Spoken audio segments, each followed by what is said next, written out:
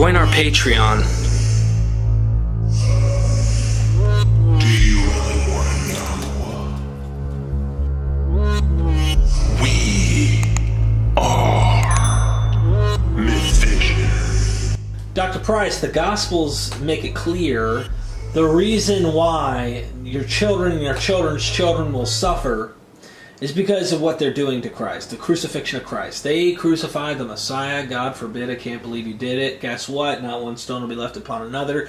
Temple's coming down, baby. And guess who's doing it? The Son of Man. All right, Gospels attribute that to Jesus as a primary candidate for that. And if you go to Josephus, as many historicists do, when they try to argue for the historicity of Jesus as well as James, his brother, Josephus attributes the destruction of the temple, or it seems it appears, there's a tradition known, the reason that the temple, or even possible source material, that the reason why this whole thing went down and the temple gets destroyed and crap is because they killed James. So could we almost be looking at the same character in a sense here? Josephus, James, Gospels, Jesus. What's going on here, do you think? Well, Josephus... this gets back strangely to the other supposed Jesus passage in Josephus about James's being murdered and he was the brother of Jesus called Christ. Is this a reference to the martyrdom of James the Just? Because it's roughly similar to what Eusebius attributes to Hegesippus about the martyrdom of James, which agrees with the Pseudo-Clementines account, both of which make James an ultra-devout Jew, extremely pious, and so Jewish in his approach that he's invited in the Pseudo-Clementines to this symposium where they're debating the relative merits of the Pharisees, the Sadducees, the John the Baptist sect, and the Christians. And they invite James to be the spokesman for the Pharisaic Jewish standpoint because of his great and well-known holiness. And they're expecting him to say, yeah, the Christians, I'm afraid they mean well, but they're wrong. But instead, he surprises them by saying, oh yeah, I believe in the Son of Man, and all that. And their eyes pop out, basically, and they say to one another, even the just has been deceived. And so they decide to silence him on the spot by killing him. And again, this is apparently the origin of the story of the martyrdom of Stephen. They just changed the name to a symbolic one, Stephen, the crown of martyrdom.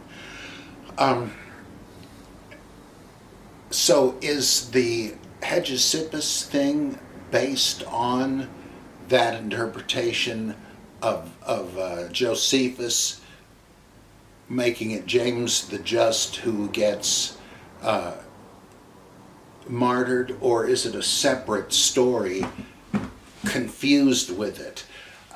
It also matters as to whether James is supposed to be James the Just and the brother of Jesus, because I am really persuaded by Richard Carrier that the point of this is that they're talking about James and Jesus, the sons of Damnaeus, great name. One of James was elected high priest, but the house of Ananus didn't like this. They wanted to retain control of it. So they trumped up a charge and had him killed in the absence of a Roman procurator. They figured they could get away with it, like Comey and the Trump thing. Well, there's a new administration, let's take advantage of it. But then the partisans of James said, you can't do this, we can't have this thuggery dealing with who's going to be the high priest of Israel. So they knew that the next procurator procurator was on his way, and they went to meet him on the road, and they said, look, you got to know what's just happened here. Rome doesn't approve of this kind of crap, do they? I said, no, hell no. And he comes back and says, look, I know what you did. You're not getting away with this. So I don't know what he did to them now. I don't remember, but they can't give the priesthood to James. He's dead. So they pass it on to his brother Jesus, and so he becomes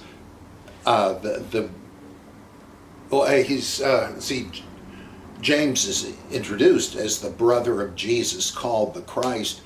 Now, of course, we think of Jesus Christ, but Christ means the anointed, and that title was applied to kings and priests. And in the context, it seems like they're saying he's the brother of the Jesus who, as we will see, took his place as the anointed priest. So I think, I don't know, obviously, but it just seems to come up out of nowhere, but I don't think it's even about the New Testament characters. When would that have taken place in Josephus's timeline in history? James passing on the mantle after dying to Jesus being a high priest. Whoever this Jesus was, let's just speculate it's not the one in the Gospels, because the Gospels are in the 30s. When is this supposedly taking place? 60s? I don't know, but I'm sure not later than that. Yeah, somewhere in the 50s, 60s, nowhere near Pontius Pilate, though. No. Okay. He even says the name, I forget which one it was. It'd be easy enough to find out, I just don't happen to know offhand. And they're son of Damnius. So. Yeah, Jesus and James, brothers, sons of Damnius. Interesting.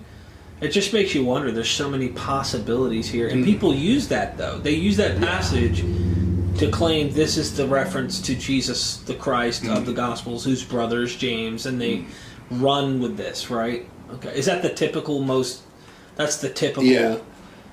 Okay. But I think that's, if not groundless, it's so highly dubious that you can't really even be sure. It still kind of boggles me that Josephus would have the reason the temple's getting destroyed because of James being killed. That's right. If let's see now, depending on which James he's talking about, and I believe that's the one with James and John and the priesthood, that would make sense, since it'd be closer to the destruction of Jerusalem. Origen figure, he had a text where the cause of God's wrath was Jesus, but that is never really said in the New Testament. Jesus threatens and predicts the temple is going to be destroyed, but he doesn't even say the Son of Man is going to do it. Whoever the Son of Man is supposed to be. It's just one of the awful events like the wars and rumored wars and earthquakes and all that. He doesn't say that, I don't think that he has anything to do with it, though it does imply it, depending on what you think it means in Matthew, when Pilate washes his hands of the matter and says, look, this is on you, I've had nothing to do with it. And they say, okay, his blood be on us and on our children, which seems to mean you're thrown in the next generation too, because that's when the boom is going to be lowered on the temple. So that would imply that Jews are held responsible in the old sense of God visits the iniquities of the fathers on the children.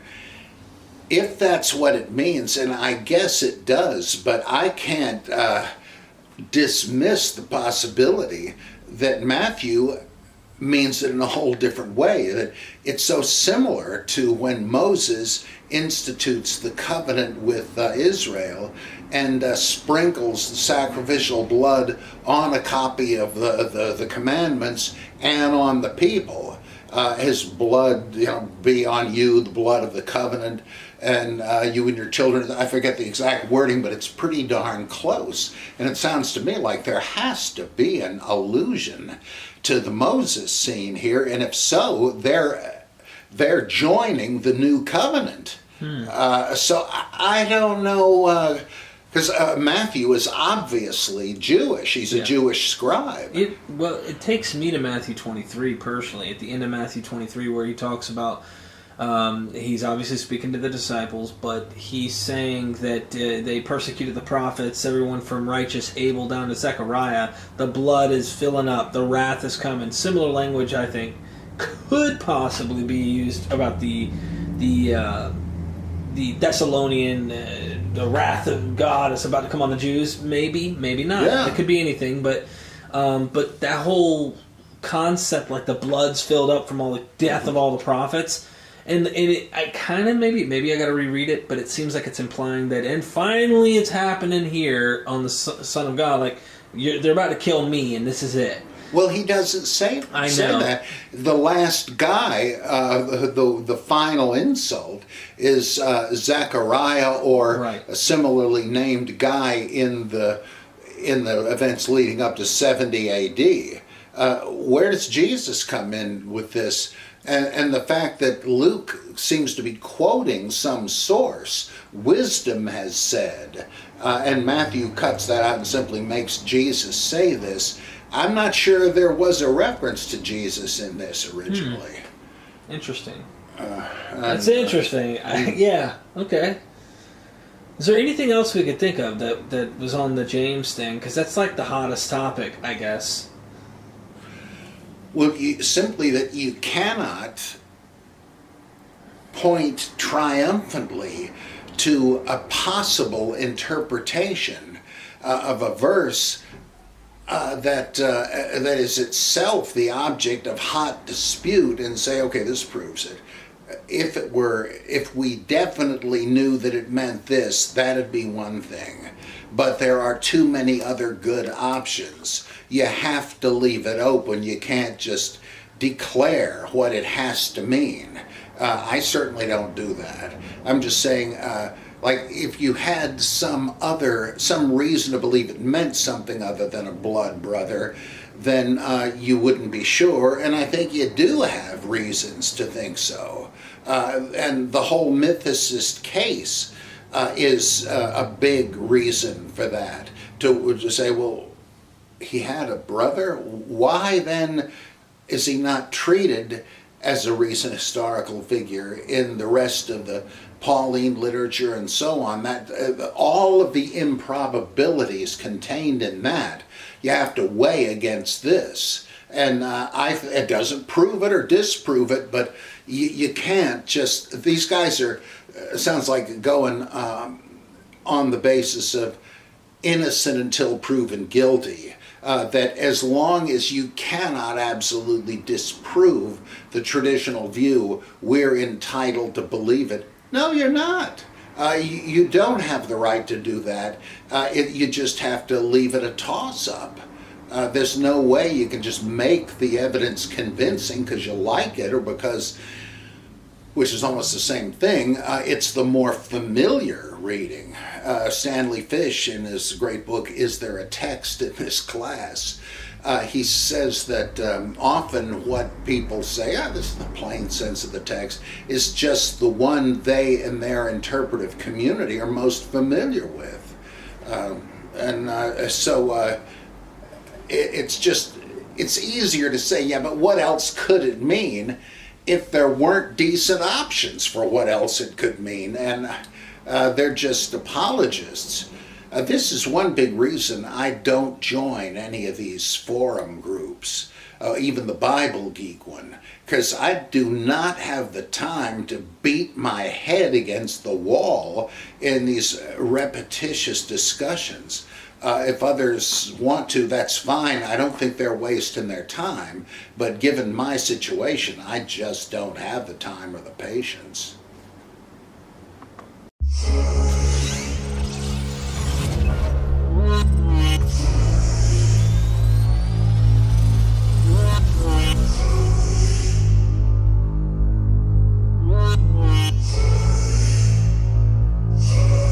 join our Patreon.